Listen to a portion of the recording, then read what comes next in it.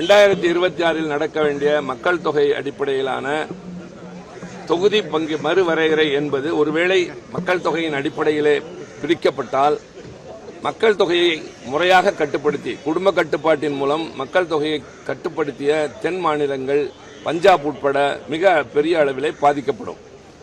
தமிழ்நாடு 8 இடங்களை இழக்க வேண்டியிருக்கும். 39 31ஆக மாறும். கேரளா 20 12 என்று குறைகிற போது வடக்கே சில மாநிலங்கள் பீகார், உத்தரப்பிரதேசம், ராஜஸ்தான் போன்றவை மிக அதிக அளவிலே பெறும். ஏற்கனவே அவர்கள் பெரிய மாநிலங்கள். இப்படி ஒரு பிரிப்பு ஏற்படுமையானால் தொகுதி பங்கீடுகள் எதிர்காலத்திலே நாடாளுமன்றத்தில் எங்களுடைய குரல் என்பது வலிமையாக இருக்காது. மிக முக்கியமான பிரச்சனைகளில் கருத்துக்கள் என்பது ஏற்கப்பட முடியாத ஒரு நிலையாக இருக்கும். எனவே இது சரியான முறையில் எப்படி வகுக்கப்படும், எப்படி நாங்கள் வஞ்சிக்கப்பட மாட்டோம் என்பதை சொல்லுங்கள் என்பதற்காக தினந்தோறும் ஆர்ப்பாட்டம் நடத்துகிறோம். அவையிலே குறுகிய கால தீர்மானம் வேண்டும், விவாதம் வேண்டும் என்று கொடுத்திருக்கின்றோம்.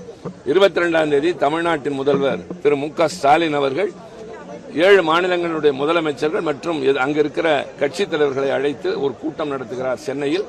அந்த கூட்டத்திற்கு பின்னால் எப்படிப்பட்ட அணுகுமுறை அடுத்த கட்டம் என்பது தெரியும். அதுவரை எங்களுடைய அரசாங்கத்தின் கவனத்தை ஈர்ப்பதற்கான இது போன்ற முறைகள் தொடர்ந்து கொண்டிருக்கும்.